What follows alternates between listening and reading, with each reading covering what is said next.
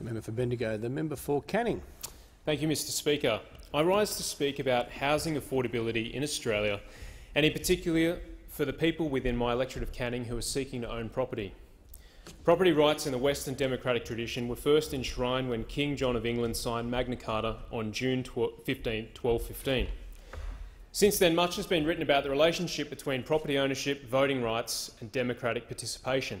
In short, property ownership is a pillar of a free society and essential to a functioning democracy. Today, home ownership symbolises equality and opportunity, as well as the primary vehicle by which Australians can build wealth and thereby secure their economic future. But entry into the Australian housing market is becoming increasingly more difficult for young Australians, Australians of my age and of my generation. As we move further into the 21st century, house prices relative to income have increased from 3 times the median income to more than 9 times the median income. In the 12th International Housing Affordability Survey of 2016, Australia was listed as having 33 severely unaffordable metropolitan markets. The city of Mandurah, which sits at the heart of Canning, ranked as the 10th most expensive metropolitan market in Australia based on its median multiple. The median multiple is the ratio of median income to median house price. Housing affordability has been traditionally considered at 1 to 3. Mandurah has a ratio of 1 to 7.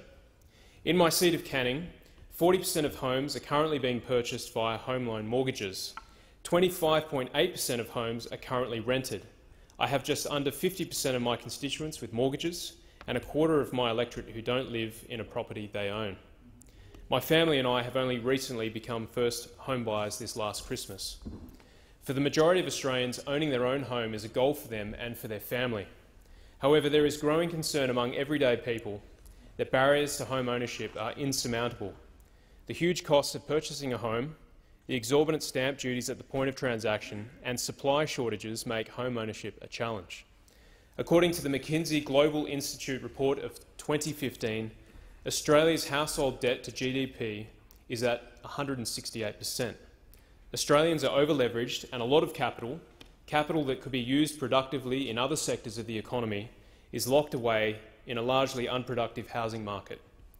The statistics are troubling. In the same report from McKinsey, Australia's government debt is not so bad relative to other parts of the world. China sits at 55% of GDP, the USA 89% of GDP, Germany 80% of GDP. Australia's government debt sits at 31% of GDP.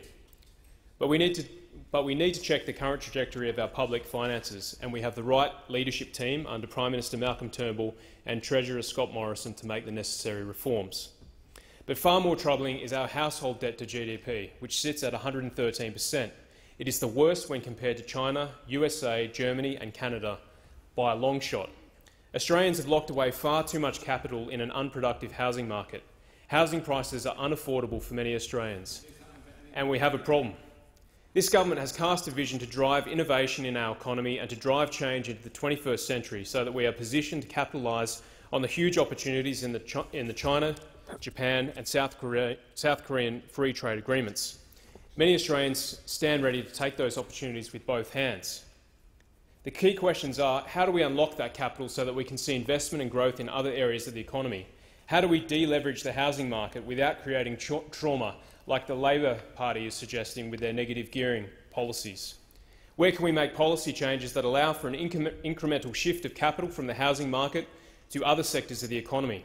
How do we increase the supply of housing for average Australians so that first home ownership is a goal that can be realised early in our working lives rather than much later? These are very difficult questions to answer, and we should not rush to failure with policies like Labor's policy to abolish negative gearing. We should not undermine the equity in people's home and deny middle-income earners, nurses, teachers, emergency workers, defence personnel the opportunity to invest in property. This is what will happen under a Labor government. The Turnbull government understands the stakes are high for Australians. We need clear-eyed, considered, methodical leadership in this area.